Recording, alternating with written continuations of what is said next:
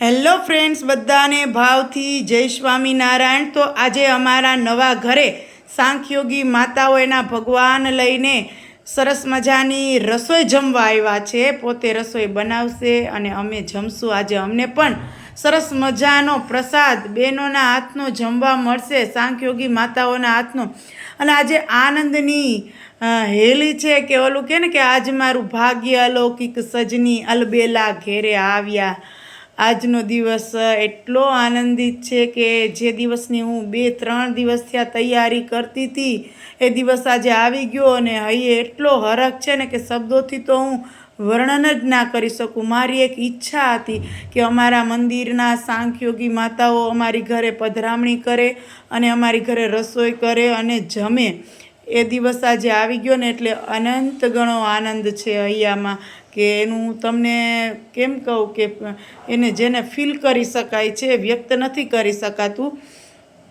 એટલે જો હરિકૃષ્ણ મહારાજ આવ્યા અને અમે જો 2 આરતી કરીએ, મમ્મી ને પપ્પા ને બધાય છે તો અમે આરતી કરીએ છીએ। જો આ મારું ઘર છે અને બેનો પોતાના હરિકૃષ્ણ મહારાજ છે એ પછી બધે જ આખા ઘરમાં લઈ જશે અને મારું ઘર બહુ પવિત્ર થઈ જશે। આજે મને બહુ હરખ છે, બહુ હરખ છે કે કહેવાય ને કે આજની ઘડી તે રડી આમણી, મારો વાલો પધાર્યા એની વધામણી, સખી આજની ઘડી તે રડી આમણી।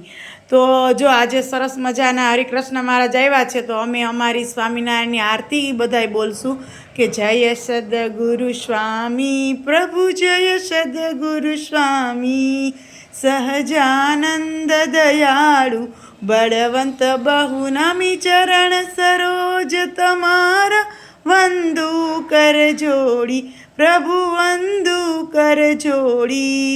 ચરણે શીશ ધરાથી, ચરણે શીશ ધરાથી, દુઃખ નાખ્યા તોડી નારાયણ, નરભ્રાતા દ્વિજ ગુણ તનુ ધારી, પ્રભુ દ્વિજ ગુણ તનુ ધારી।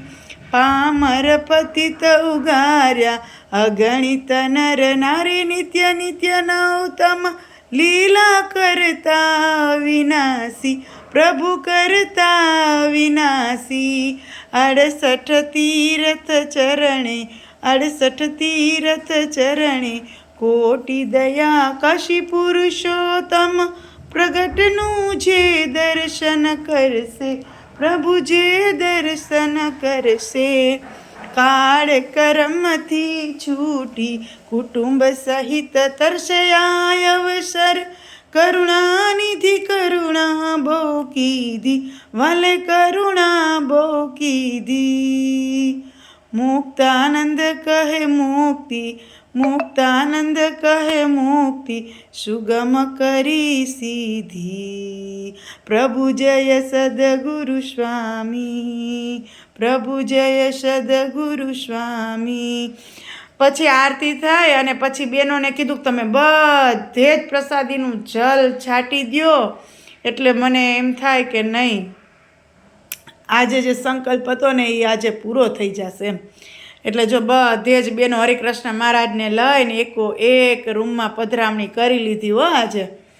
કારણ કે જો સંતો હોય, સાંખ્યોગી માતા હોય એટલે આપણે બહુ ધ્યાન રાખવું પડે, એના વસ્ત્રોને અડી જાય તો પણ એને અપવાસ પડે, એટલે એ ધ્યાન રાખતા રાખતા આજે આપણે આ પ્રસંગ પૂરો કરવાનો છે।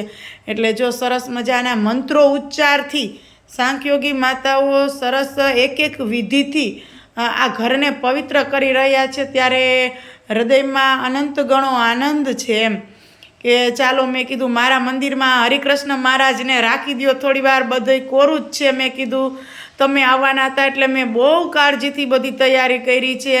એટલે પછી બહેનોએ જો ત્યાં સાથિયા કર્યા, સરસ મજાનું શ્લોક મંત્રો ઉચ્ચારથી અને સરસ મજાના એના હાથેથીને જ આપણે સ્વામિનારાયણનું તિલકનું જો ચિહ્ન કર્યું અને સરસ ધૂન કીર્તન અને એને તારે આજે આમ આનંદ એટલે હું કહું કે વારે વારે એમ કહેવાય જાય કે બહુ આનંદ છે, બહુ આનંદ છે એમ। કારણ કે આવું તો મેં ધાર્યું નહોતું કે આટલું સરસ એક પછી એક કાર્ય પૂરું થઈ જશે। બહુ ચિંતિત હતા અમે, પણ ભગવાન હોય ને ધ્યાન રાખવાવાળો એટલે બધું જ સારું થઈ જાય। એટલે આજે જો સરસ મજાના મંદિરની અંદર પણ શ્લોક બોલે છે અને સરસ મજાની પૂરી વિધિ કરી અને હરિકૃષ્ણ મહારાજને મારા મંદિરમાં પૃષ્ઠાવ્યા છે. જો થોડીક વાર મારા મંદિરમાં રાખ્યા છે એટલે મને એમ થયું કે હાસ ભગવાન, જો બહુ તૈયારી કરી તો બહુ અઘરું છે. જ્યારે સંતોને રસોઈ દેવાની હોય, સાંખ્યોગી માતાઓને રસોઈ દેવાની હોય ને, ત્યારે બહુ ચોખ્ખાઈથી અને બહુ ઝીણવટથી બધું તૈયારી કરવી પડે. બહુ અઘરું પડી જાય આપણે લોકોને, કારણ કે આપણને એવું આદત ન હોય ને બધું. અને આપણે આ બધું જો અમારા ઘર પર એક પછી એક અમારું ઘર તમને પણ જોવા મળશે આમાં.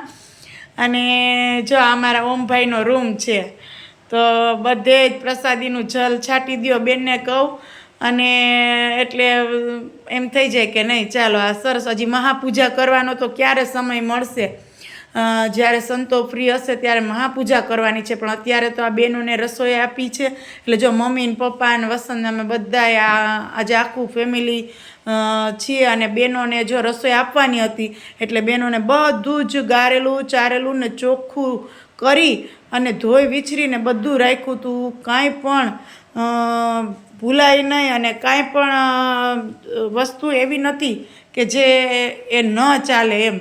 એટલું ઝીણવટતાથી ચોખ્ખાઈથી આ બધું કોરું રાખ્યું હતું. એટલે આજે અમારે બહેનોના હાથની પ્રસાદી જમવાની છે.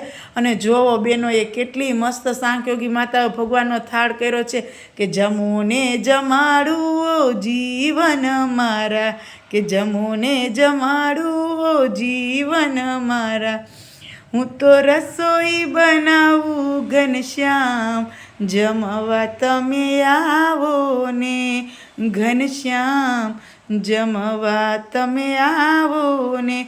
બહુ સરસ રીતે થાળ કર્યો છે. જો તમને તો પ્રસાદી જોઈને મોઢામાં પાણી આવી ગયું હશે કે આ હા સોનું ફેમિલી વ્લોગ્સની ઘરે આજે સંતો આવ્યા, સાંખ્યોગી માતાઓ આવ્યા અને સરસ મજાનો થાળ થયો, એના ભગવાનને ધર્યો અને આ હા સોનલબેનનો પરિવાર આજે તો પ્રસાદ જમશે એમ.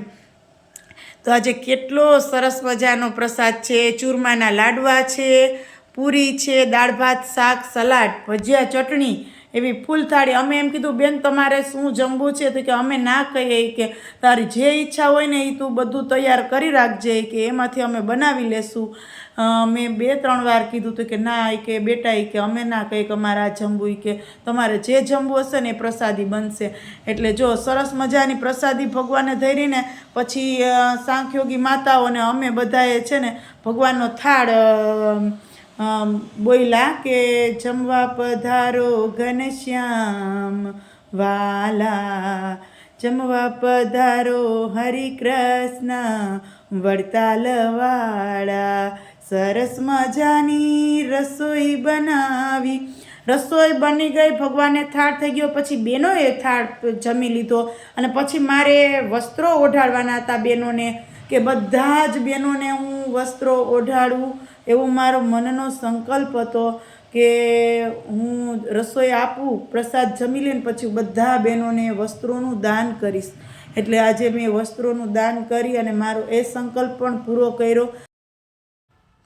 તમને બધાને પણ મારા આ ઘરનો શુભ પ્રસંગ તમે નિહાળી શકો એટલા માટે મેં આજે આ વ્લોગ્સ બનાવ્યો છે, જેથી તમે પણ જોઈ શકો.